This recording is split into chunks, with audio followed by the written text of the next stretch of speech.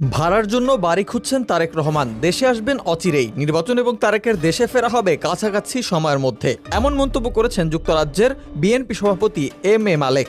এক সাক্ষাৎকারে তিনি জানান, দলের ভারপ্রাপ্ত চেয়ারম্যান তারেক রহমান শিগগিরই বাংলাদেশে ফিরবেন ইনশাল্লাহ। তারেক রহমান বীরের বেশেই দেশে ফিরবেন। বর্তমানে তিনি ভাড়ার জন্য বাড়ি খুঁজছেন, প্রয়োজনে শ্বশুর বাড়িতে উঠবেন।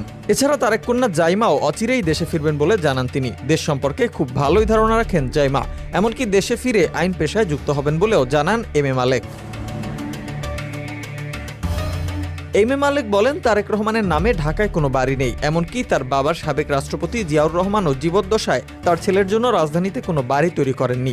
তিনি উল্লেখ করেন, জিয়া সাহেব একসময় ভাঙা সুটকেস ও ছেঁড়া কাপড় নিয়ে জীবন শুরু করেছিলেন, যেটা নিয়ে একসময় শেখ হাসিনা পর্যন্ত কটাক্ষ করেছেন। তিনি আরও জানান, বেগম খালেদা জিয়াও জিয়াউর রহমানের স্মৃতি বিজড়িত বাড়িতে বসবাস করতেন, যা পরবর্তীতে রাজনৈতিক প্রেক্ষাপটে